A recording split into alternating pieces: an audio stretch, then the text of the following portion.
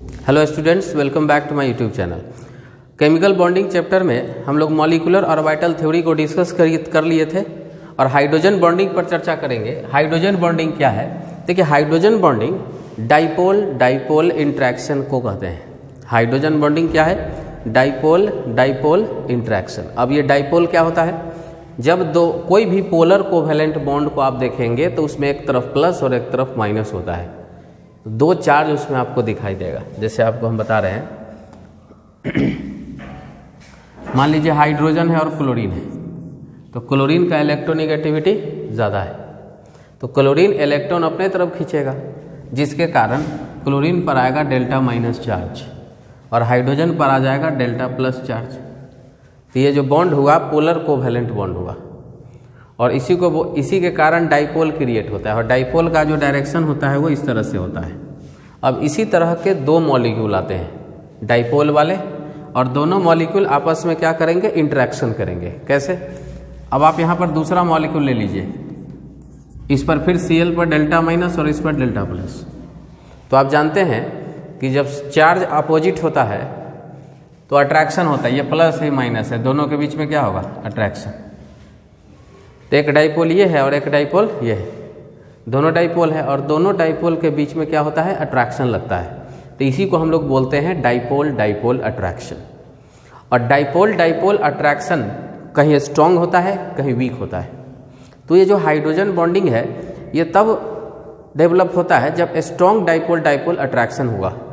जैसे HCl के case में weak dipole dipole interaction develop करता है हाइड्रोजन बॉन्डिंग में, सॉरी HCl में। और जब यही डाइपोल डाइपोल इंटरेक्शन अगर स्ट्रांग हो जाए, अब स्ट्रांग कब होता है? जब क्लोरीन के जगह पर आप कोई फ्लोरीन ले लीजिए, जैसे फ्लोरीन ले लीजिए या ऑक्सीजन ले लीजिए या नाइट्रोजन ले लीजिए, तो आपको क्या याद रखना है? फोन। आप फोन याद रखिए, FON, फोन। F मतलब फ्लोरीन, O मतलब ऑक्सीजन, N मतलब नाइट्रोजन। इसी तीनों एटम में हाइड्रोजन बॉन्डिंग होता है, बाद बाकी किसी में नहीं होता है। तो आपको याद रखने का सबसे अच्छा तरीका हो गया फोन। फोन याद हो गया तो हाइड्रोजन बॉन्डिंग याद हो जाएगा। फ्लोरीन में क्या होता है? डेल्टा माइनस और हाइड्रोजन पर होता है डेल्टा प्लस। यहाँ पर फ्लोरीन में डेल्टा माइनस डेल्टा प्लस, तो जो ज़्यादा इलेक्ट्रोनेगेटिव है उस पर प्लस माइनस और जिसका कम इलेक्ट्रोनेगेटिव है उस पर प्लस। तो यहाँ पर देखिए प्लस और माइनस के बीच में क्या होगा? अट्रैक्शन होगा। यहाँ भी क्या होगा? अट्रैक्शन होगा। तो ये जो अट्रैक्शन है ये भी एक डाइपोल डाइपोल इंट्रैक्शन है, लेकिन ये जो डाइपोल डाइपोल इंट्रैक्शन है ये स्ट्रॉन्ग डाइपोल डाइपोल इंट्रैक्शन है। और हम HCl जो बना रहे थे वो क्या था? वो भी डाइपोल डाइपोल इंट्रैक्शन था, लेकिन वो वीक था, बहुत कमज़ोर था। तो ऐसा डाइपोल डाइपोल इंट्रैक्शन जो काफ़ी स्ट्रॉन्ग हो, और याद रखिए स्ट्रॉन्ग किस केस में होगा? फ्लोरीन, ऑक्सीजन और नाइट्रोजन के केस में होगा। तो जब स्ट्रॉन्ग डाइपोल डाइपोल इंट्रैक्शन होता है तो उसी को हम लोग क्या कहते हैं? हाइड्रोजन बॉन्डिंग कहते हैं। मतलब ओवरऑल बात करेंगे कि इट इज़ डिफाइंड एज कि एक हाइड्रोजन एटम, यहाँ समझिए, ये हाइड्रोजन एटम, इसको देख लीजिए, ये हाइड्रोजन एटम जो पहले से फ्लोरीन से अटैच्ड है, कोवैलेंटली अटैच्ड है, और वो हाइड्रोजन किसी दूसरे फ्लोरीन के साथ क्या करता है? अट्रैक्शन करता है। तो इसी को हम लोग क्या कहते हैं? हाइड्रोजन बॉन्डिंग कहते हैं।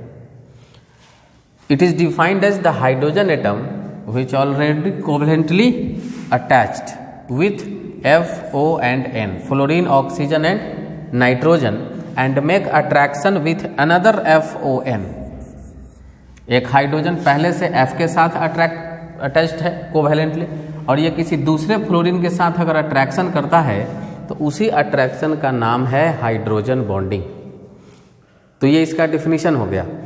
ये अब जैसे हम अभी डिफरेंट सिचुएशन में बात करेंगे।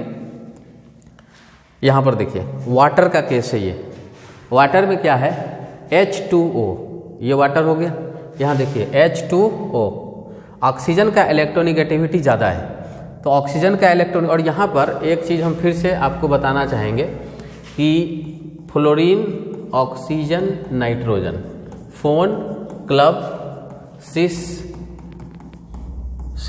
PH मेटल, ये इलेक्ट्रोनेगेटिविटी याद रखने का एक तरीका है। कैसे याद रखेंगे? FON से फोन, ClBr से क्लब, CIS से सिस, फिर P, फिर H और फिर मेटल। फोन क्लब सिस पीएच मेटल। इससे क्या होता है, इलेक्ट्रोनिगेटिविटी याद रखने में आपको आसानी रहेगा। तो फ्लोरीन का इलेक्ट्रोनिगेटिविटी सबसे ज़्यादा, और याद रखिएगा कि FON के केस में ही क्या बनेगा, हाइड्रोजन बॉन्डिंग, बाकी इस किसी के केस में हाइड्रोजन बॉन्डिंग नहीं होगा। तो ऑक्सीजन का इलेक्ट्रोनिगेटिविटी हाइड्रोजन से ज़्यादा है, इसलिए यहाँ पर क्या हो गया, डेल्टा माइनस, और यहाँ हाइड्रोजन का क्या हो गया, डेल्टा प्लस। तो सभी हाइड्रोजन पर क्या रहेगा, डेल्टा प्लस, और ऑक्सीजन पर रहेगा डेल्टा माइनस। तो ये एक वाटर हो गया और ये दूसरा वाटर हो गया। तो हाइड्रोजन पर यहाँ डेल्टा प्लस है और यहाँ ऑक्सीजन पर डेल्टा माइनस है, तो दोनों के बीच में क्या आ गया, अट्रैक्शन आ गया, और इसी अट्रैक्शन का नाम क्या है, हाइड्रोजन बॉन्डिंग। इसी को हम लोग कहते हैं हाइड्रोजन बॉन्डिंग। और कई सारे एग्जाम्पल्स हैं हाइड्रोजन बॉन्डिंग के लिए। कुछ और चीज़ याद रखना है आपको कि FON के लिए तो होता ही है, लेकिन इसका एनर्जी याद रखिएगा। सबसे बड़ी बात, 8 किलो जूल से 42 किलो जूल एनर्जी ये प्रोड्यूस करता है जब ये बनता है तो। और अगर 8 से 42 किलो जूल से अगर कम एनर्जी निकलेगा तो फिर वो सिंपल डाइपोल डाइपोल इंटरेक्शन होगा, उसको हम लोग हाइड्रोजन बॉन्डिंग नहीं कह पाएंगे। हाइड्रोजन बॉन्डिंग जो होता है ये दो तरह का होता है। तब हाइड्रोजन बॉन्डिंग क्लियर हो गया। हाइड्रोजन बॉन्डिंग क्या है, एक ऐसा हाइड्रोजन जो पहले से ही कोवैलेंटली अटैच्ड है, किससे, फ्लोरीन से या ऑक्सीजन से या नाइट्रोजन से, और अगर वो हाइड्रोजन फिर किसी दूसरे फ्लोरीन से या ऑक्सीजन से या हाइड्रोजन के साथ अगर अट्रैक्शन बनाता है तो उसी अट्रैक्शन का नाम है हाइड्रोजन बॉन्डिंग। ठीक है। हाइड्रोजन बॉन्डिंग दो तरह का होता है, एक होता है इंटरमॉलिक्यूलर हाइड्रोजन बॉन्डिंग और एक होता है इंट्रामॉलिक्यूलर हाइड्रोजन बॉन्डिंग। दो तरह के होते हैं, intermolecular and intramolecular. Intermolecular hydrogen bonding क्या होता है, अलग अलग मॉलिक्यूल के बीच में जब अट्रैक्शन होता है, जैसे अभी वाटर वाटर के बीच में था, तो उसको हम लोग बोलते हैं इंटरमॉलिक्यूलर हाइड्रोजन बॉन्डिंग। और इंट्रामॉलिक्यूलर हाइड्रोजन बॉन्डिंग क्या होता है, ये भी उसी तरह का बॉन्ड है, लेकिन इसमें क्या होता है कि एक ही मॉलिक्यूल के अंदर दो अलग अलग मॉलिक्यूल नहीं होंगे, मॉलिक्यूल एक ही होंगे, बड़े से मॉलिक्यूल होंगे, और उसके अंदर अगर इस तरह का डाइपोल डाइपोल इंटरेक्शन होकर हाइड्रोजन बॉन्ड बने तो उसको हम लोग कहते हैं इंट्रामॉलिक्यूलर हाइड्रोजन बॉन्डिंग। इंट्रा मतलब सेम मॉलिक्यूल में, और इंटरमॉलिक्यूलर मतलब डिफरेंट डिफरेंट मॉलिक्यूल्स में। ये आपको याद रखना है। अब इंटरमॉलिक्यूलर हाइड्रोजन बॉन्डिंग क्या है, जैसे यहाँ HF है, तो HF के लिए हम लोग अभी बात कर रहे थे क्या, कि हाइड्रोजन फ्लोरीन, हाइड्रोजन फ्लोराइड इस तरह से आपको बना लेना है। फ्लोरीन पर होगा माइनस, इस पर होगा डेल्टा माइनस, और हाइड्रोजन पर होगा डेल्टा प्लस। ये आपको दिखा देना है, फ्लोरीन पर डेल्टा माइनस और हाइड्रोजन पर डेल्टा प्लस। अब इसके बीच में अट्रैक्शन डेवलप करेगा, प्लस माइनस के बीच में अट्रैक्शन इस तरह से। तो यही जो आप देख रहे हैं इसको क्या बोलते हैं, इंटरमॉलिक्यूलर हाइड्रोजन बॉन्डिंग। ठीक है। H2O का स्ट्रक्चर देख लीजिए, V शेप होता है, हम लोग पढ़ चुके हैं। H2O ऑक्सीजन पर डेल्टा माइनस, हाइड्रोजन पर डेल्टा प्लस, फिर ऑक्सीजन पर डेल्टा माइनस, हाइड्रोजन पर डेल्टा प्लस, इस तरह से होते जाता है। और इस प्लस माइनस के बीच में अट्रैक्शन फोर्स, प्लस और माइनस के बीच में क्या होगा, एक अट्रैक्शन फोर्स। इसी अट्रैक्शन फोर्स का नाम है हाइड्रोजन बॉन्डिंग। और ये हाइड्रोजन बॉन्डिंग किस तरह का है, इंटरमॉलिक्यूलर हाइड्रोजन बॉन्डिंग। अब अल्कोहल इन वाटर, देखिए वाटर का और अल्कोहल का जब हाइड्रोजन बॉन्डिंग होता है तो देखिए, एक मॉलिक्यूल आप वाटर लिखिए, फिर दूसरा मॉलिक्यूल अल्कोहल का लिखिए।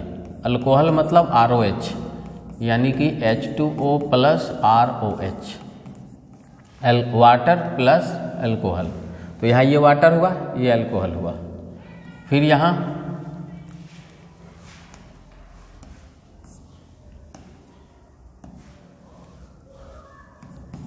वाटर लिख देते हैं, फिर यहाँ अल्कोहल लिख देते हैं। अब देखिए ऑक्सीजन पर डेल्टा माइनस, हाइड्रोजन पर डेल्टा प्लस। ये पैटर्न हम लोग हमेशा याद रखते हैं, मोस्ट इलेक्ट्रोनिगेटिव पर माइनस और लिस्ट इलेक्ट्रोनिगेटिव पर प्लस। अब इस दोनों के बीच में एक अट्रैक्टिव फोर्स डेवलप करता है। माइनस और प्लस के बीच में क्या होता है? अट्रैक्टिव फोर्स होता है। इसी अट्रैक्टिव फोर्स का नाम क्या है? Hydrogen bonding. तो वाटर और अल्कोहल में इस तरह से। अब आगे चलेंगे तो हाइड्रोजन बॉन्ड का एप्लीकेशन देखेंगे।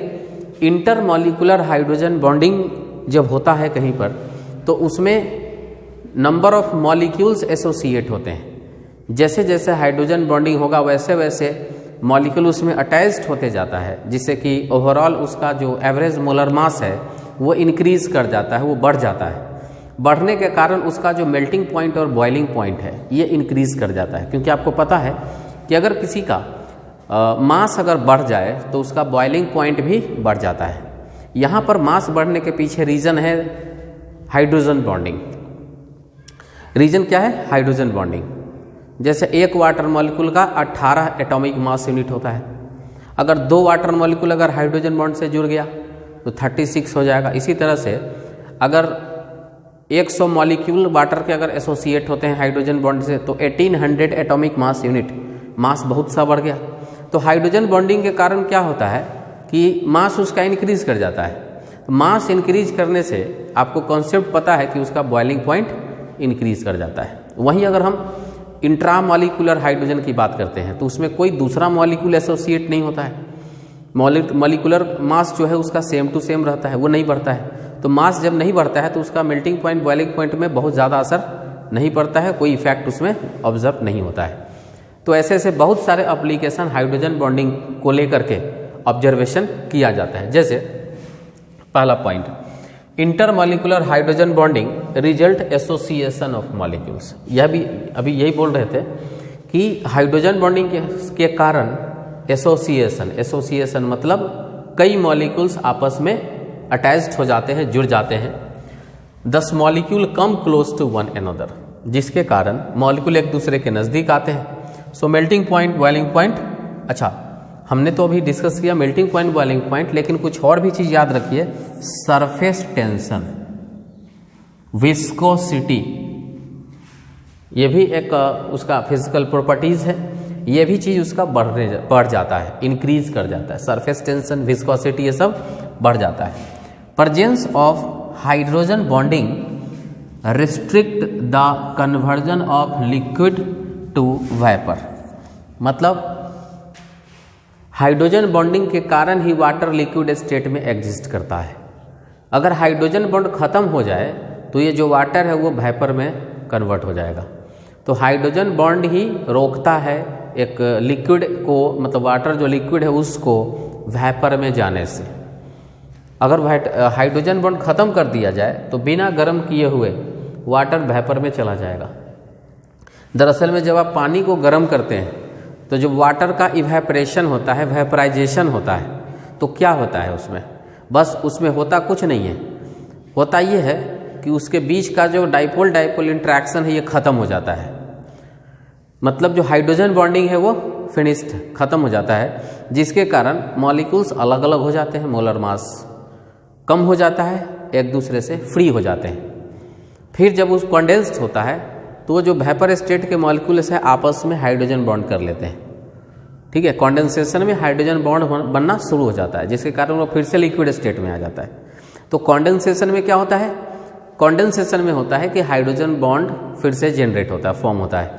जबकि जब इवेपरेशन जो होता है उसमें हाइड्रोजन बॉन्ड ब्रेक हो रहा होता है। तो इवेपरेशन में हाइड्रोजन बॉन्ड ब्रेक होगा, कंडेंसेशन में हाइड्रोजन बॉन्ड फॉर्म होगा। ये चीज़ याद रखना है आपको। वही चीज़ यहाँ पर लिखा है कि all those substance dissolved in water which form hydrogen bonding with water, वो सारे मॉलिक्यूल वाटर में डिजॉल्व होंगे जो इसके साथ हाइड्रोजन बॉन्ड बनाता है। ऐसे कोई भी सब्सटेंस जो वाटर के साथ डिजॉल्व होंगे तो वो तभी होंगे जब वो वाटर के साथ हाइड्रोजन बॉन्ड बनाने के लिए तैयार है। जैसे वाटर में अल्कोहल का एग्जाम्पल अभी आपके सामने में, ये हाइड्रोजन बॉन्ड बनाता है, तो इसीलिए वाटर जो है अल्कोहल में कंप्लीटली मिसिबल होता है। लेकिन अगर इसमें कोई भी हाइड्रोकार्बन रखे, ऑयली सब्सटेंस रखे, तो वाटर में ऑयल डिसॉल्व नहीं होता है। क्यों?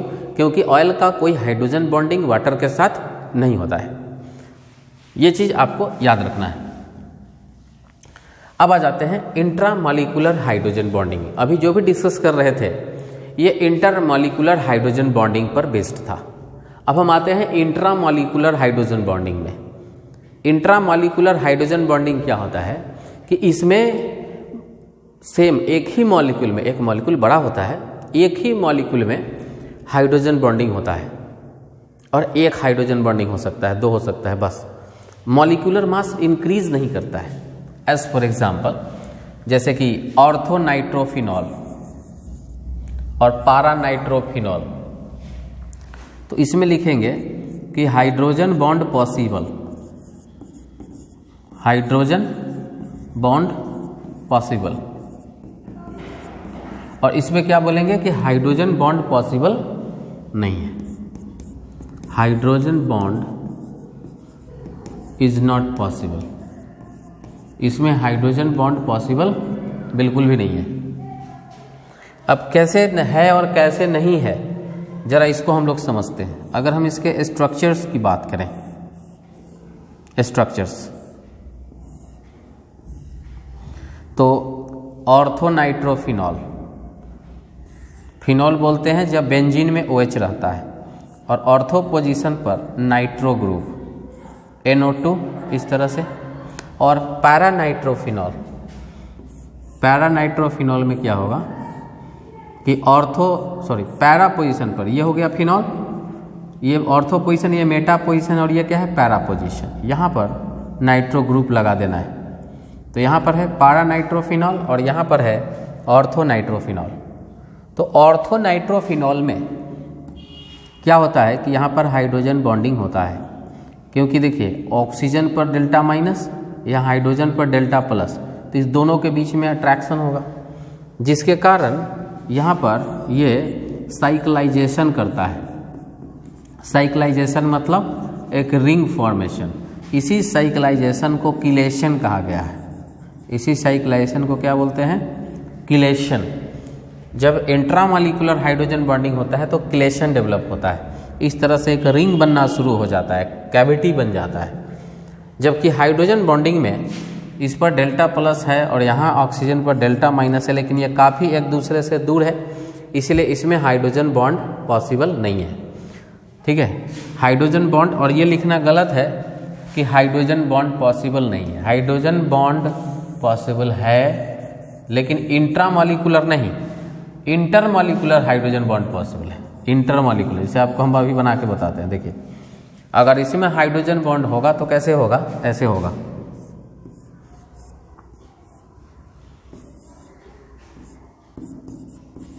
यहाँ पर नाइट्रो ग्रुप रहेगा NO2, दो मॉलिक्यूल लिख करके आपको बताते हैं। यहाँ फिर NO2 और ऑक्सीजन पर डेल्टा माइनस, नाइट्रोजन पर डेल्टा प्लस। फिर यहाँ पर देखिए हाइड्रोजन पर डेल्टा प्लस और यहाँ ऑक्सीजन पर डेल्टा माइनस। अब क्या होगा? ऑक्सीजन और हाइड्रोजन के बीच में हाइड्रोजन बॉन्डिंग डेवलप करेगा ऐसे। तो ये जो बॉन्ड बन रहा है, हाइड्रोजन बॉन्डिंग बन रहा है, लेकिन ये क्या है? Intermolecular hydrogen bonding, intermolecular hydrogen bonding. जबकि इसमें क्या है? ये है intramolecular hydrogen bonding, intramolecular hydrogen bonding. तो देखिए, ऑर्थोनाइट्रोफिनॉल एंड पैरानाइट्रोफिनॉल दोनों में हाइड्रोजन बॉन्डिंग होता है, लेकिन ऑर्थोनाइट्रोफिनॉल में इंट्रामॉलिक्यूलर हाइड्रोजन बॉन्डिंग होता है, किलेशन होता है। जबकि पैरानाइट्रोफिनॉल में इंटरमॉलिक्यूलर हाइड्रोजन बॉन्डिंग होता है। अब इसमें आगे और भी जुड़ते जाएगा, इसमें आगे और जुड़ते जाएगा, इधर फिर आगे और जुड़ते जाएगा, एक लंबा सा चेन बनेगा। तो पैरानाइट्रोफिनॉल का जो मेल्टिंग पॉइंट, बॉइलिंग पॉइंट जो होता है वो बढ़ जाता है। इस केस में it's MPT and BPT, boiling point increases, ये बढ़ जाएगा। जबकि इसमें जो ऑर्थोनाइट्रोफिनॉल है जिसमें इंट्रामॉलिक्यूलर हाइड्रोजन बॉन्डिंग हुआ है, इसमें किसी तरह का मेल्टिंग पॉइंट और बॉइलिंग पॉइंट कभी इंक्रीज नहीं होता है। ठीक है, तो जब भी एक्सप्लेन करने के लिए आया कि बताइए ऑर्थोनाइट्रोफिनॉल और पारा नाइट्रोफिनॉल में मेल्टिंग पॉइंट बॉइलिंग पॉइंट किसका ज़्यादा होगा, तो आप बताएंगे कि पारा नाइट्रोफिनॉल का मेल्टिंग पॉइंट बॉइलिंग पॉइंट ज़्यादा होगा और ऑर्थो का ज़्यादा नहीं होगा, इसका अप्रॉक्सीमेटली सेम होगा। ऐसा क्यों, तो बोलेंगे कि ऑर्थोनाइट्रोफिनॉल में इंट्रामॉलिक्यूलर हाइड्रोजन बॉन्डिंग बनता है जिसके कारण कोई मॉलिक्यूलर मास में इंक्रीमेंट नहीं होता है, जबकि पारानाइट्रोफिनॉल में मॉलिक्यूल का एसोसिएशन होता है जिससे उसका मास बढ़ जाता है और उसका बॉइलिंग पॉइंट इंक्रीज कर जाता है। तो इसलिए ये डिफरेंस हो गया एक इंटरमॉलिक्यूलर और इंट्रामॉलिक्यूलर में इस एग्जांपल में। अब हाइड्रोजन बॉन्डिंग का इन्फ्लुएंस कहाँ कहाँ पर होता है, कहाँ कहाँ इसका प्रभाव देखने को मिलता है। देखिए, अगर हाइड्रोजन बॉन्डिंग है तो वेपर प्रेशर कम हो जाएगा आपका, क्योंकि हाइड्रोजन बॉन्ड जब होगा तो उसमें वेपर नहीं बनेगा। वेपर तो तब बनेगा जब हाइड्रोजन बॉन्ड खत्म हो जाएगा। तो वेपर जब बनेगा ही नहीं तो वेपर प्रेशर कैसे आएगा, वेपर प्रेशर के लिए तो वेपर बनना होगा, यानी हाइड्रोजन बॉन्ड नहीं तो वेपर बनेगा ज़्यादा तो वेपर प्रेशर होगा ज़्यादा, और अगर हाइड्रोजन बॉन्ड है तो वेपर नहीं बनेगा तो वेपर प्रेशर नहीं होगा। तो दोनों के बीच में कैसा रिलेशन होगा, इनवर्सली रिलेशन होगा। तो hydrogen bonding inversely proportional to vapour pressure. अच्छा, अगर हाइड्रोजन बॉन्डिंग है तो बॉइलिंग पॉइंट बढ़ जाता है। अब वो अलग बात है कि आपको याद रखना होगा कि किस तरह के बॉइलिंग पॉइंट, मतलब किस तरह के हाइड्रोजन बॉन्डिंग में, इंटरमॉलिक्यूलर हाइड्रोजन बॉन्डिंग में, इंट्रा से नहीं। मेल्टिंग पॉइंट भी बढ़ जाएगा, दोनों का सेम सिचुएशन है। सॉल्युबिलिटी बढ़ जाता है, जो हाइड्रोजन बॉन्ड करता है उसका सॉल्युबिलिटी ज़्यादा होता है। अच्छा, विस्कोसिटी भी बढ़ने लगता है। तो ये है हाइड्रोजन बॉन्डिंग के रिगार्डिंग इसकी बात। एक कार्बन, ध्यान रहे कि सिंगल कार्बन 2 OH ग्रुप कभी नहीं रखता है। सिंगल कार्बन में 2 OH ग्रुप कभी नहीं होगा क्योंकि अनस्टेबल हो जाता है। तो ये क्या करता है, वाटर इसमें से बाहर निकाल देता है H2O और C double bond O generate करता है। अभी सीख लीजिए, ऑर्गेनिक केमिस्ट्री में काम देगा कि अगर कार्बन पर 2 OH ग्रुप है तो यहाँ से वाटर मॉलिक्यूल निकलना शुरू हो जाता है, क्योंकि यहाँ जो एंगल है थीटा, इसमें रिपल्सन शुरू हो जाता है। रिपल्सन को कम करने के लिए वाटर को यहाँ से निकलना पड़ता है और ये बना लेता है C डबल बॉन्ड O। तो ये चीज़ है। Density of ice is lesser than water, why, explain कीजिए। ये भी क्वेश्चन आता है कि आइस का डेंसिटी, आइस जो है वाटर में फ्लोट करता है, पानी पर तैरते रहता है, जो बर्फ है। क्यों? क्योंकि बर्फ का जो घनत्व है, डेंसिटी है, वो पानी की तुलना में क्या होता है, कम होता है। तो जिसका डेंसिटी ज़्यादा है वो नीचे रहेगा, जिसका डेंसिटी कम है वो ऊपर तैरेगा। तो आइस का जो डेंसिटी है वाटर से कम होता है, इसलिए वो पानी के ऊपर तैरता है। लेकिन अब हम लोग समझेंगे कि ऐसा क्यों, इसके स्ट्रक्चर में ऐसा क्या चेंजिंग हो रहा है। The H2O molecules of water are attached with hydrogen bonding and forms structure like honeycomb. ठीक है, H2O मॉलिक्यूल्स जो वाटर में होता है वो हाइड्रोजन बॉन्डिंग करता है और वहाँ पर एक कैविटी बनाता है। ऑल ऑक्सीजन फॉर्म्स 4 बॉन्ड्स, सारे ऑक्सीजन 2 बॉन्ड बनाते हैं। वाटर का जब आप देखेंगे जितना लोन पेयर उतना number of hydrogen bonding. Nitrogen में 1 लोन पेयर तो वो 1 हाइड्रोजन बॉन्डिंग बनाएगा, वाटर में 2 लोन पेयर 2 हाइड्रोजन बॉन्ड बनाएगा। लेकिन ओवरऑल कि उसके हाइड्रोजन्स भी तो हैं वो भी बनाएंगे, सिर्फ ऑक्सीजन ही तो नहीं बनाएगा। तो 2 कोवैलेंट बॉन्ड होता है ऑक्सीजन का और 2 हाइड्रोजन बॉन्डिंग होता है, क्योंकि ऑक्सीजन के पास 2 लोन पेयर होता है।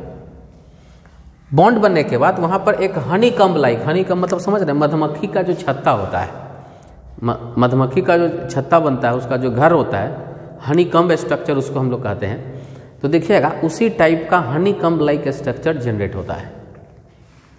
अगर आइस है तो उस कैविटी में जो अंदर स्पेस है उस स्पेस में पानी नहीं भर पाता है, आइस है, जिसके कारण उसके अंदर हवा भरा हुआ होता है, जिसके कारण उसका डेंसिटी कम हो जाता है।